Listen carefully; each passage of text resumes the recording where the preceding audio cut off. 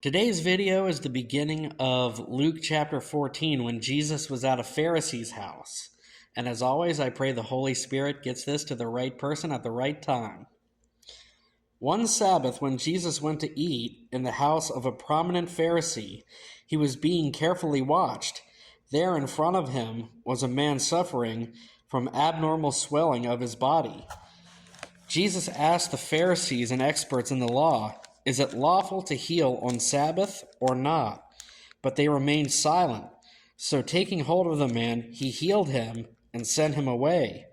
Then he asked them, "If one of you has a child or an ox that falls into a well on the Sabbath day, will you not immediately pull it out?" And they had nothing to say. Jesus is basically using something that they're supposed to be experts in to prove a point. Basically, that point is don't be high and mighty.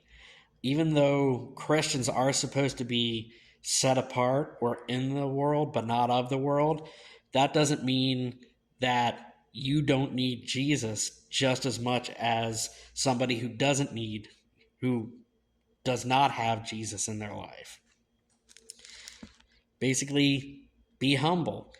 Humility is the opposite of pride. When he noticed how the guests picked the places of honor at the table, he told them this parable. When someone invites you to a wedding feast, do not take the place of honor, for a person more distinguished than you may have been invited.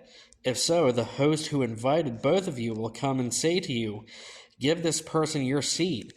Then, humiliated, you will have to take the least important place. But when you are invited, take the lowest place, so that when your host comes, he will say to you, "Friend, move up to a better place." Then you will be honored in the presence of all the other guests. For all those who exalt themselves will be humbled, and those who humble themselves will be exalted. Basically, if you're exalting yourself, that's puffing yourself up, letting ego get to your head, and pride goes before the fall. Then Jesus said to his host, "When you give a luncheon or dinner, do not invite your friends, your brothers or sisters, your relatives or your rich neighbors. If you do, they may invite you back, and so you will be repaid. But when you give a banquet, invite the poor, the crippled, the lame, the blind, and you will be blessed. Although they cannot repay you, you will be repaid at the resurrection of the righteous."